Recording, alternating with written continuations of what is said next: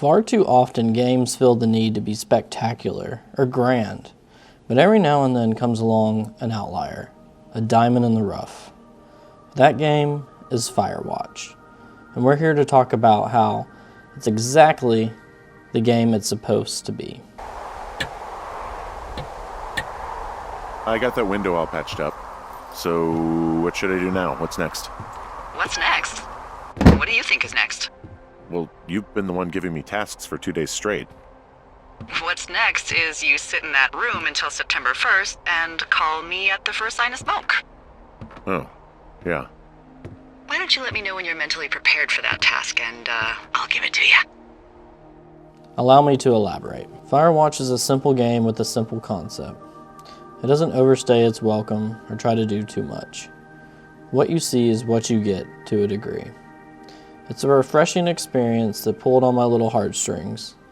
Before I go any further, I just want to say I will be spoiling the ending and parts of the story, so you have been warned. With that out of the way, let's get started. The beginning of the game is basically a conversation with your wife.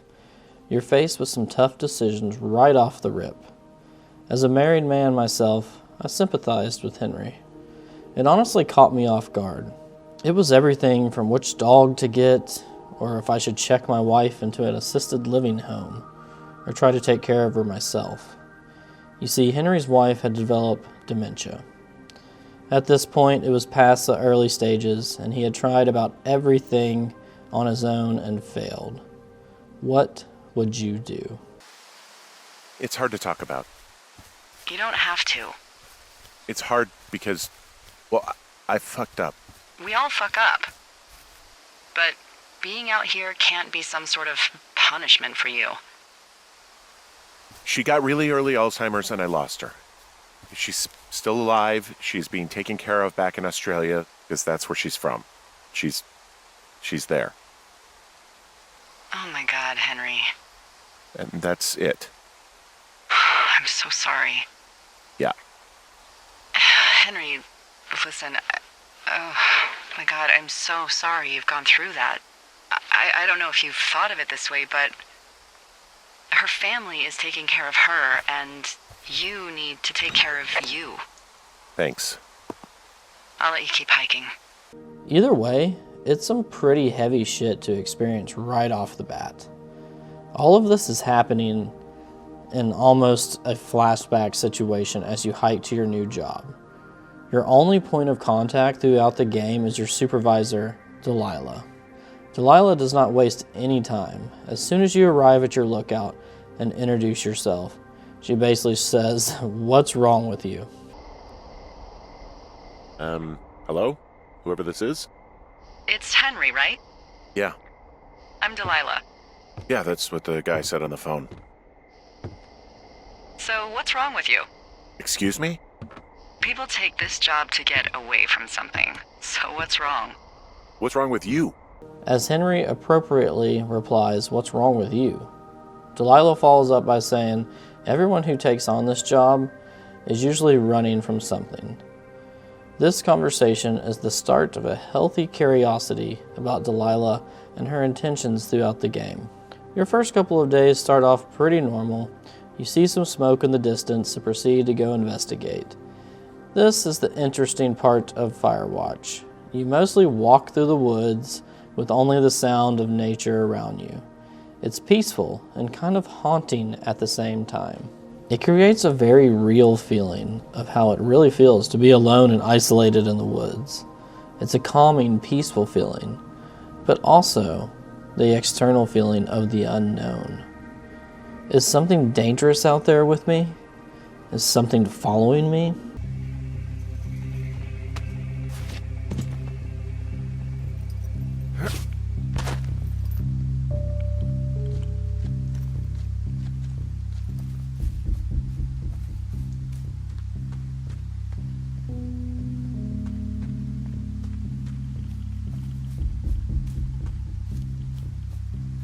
Makes me think back to some of my solo adventures when I used to live in Colorado.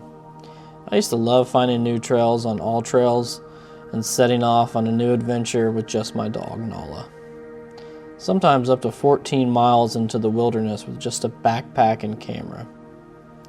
I'd bring some extra food and water for the dog, but not much outside of that. One hike in particular that comes to mind is Capitol Creek Trail, a 12.5-mile hike with over 3,000 feet in elevation gain. This hike goes up to Capitol Lake, which is outside of Aspen, in the Maroon Bells Snowmass Wilderness. Most people hike to the lake and camp overnight to climb the legendary Capitol Peak, which is one of the most dangerous 14ers to climb in Colorado. Now, I've done longer and more difficult hikes before with friends, but up to this point I had never done anything like this by myself before.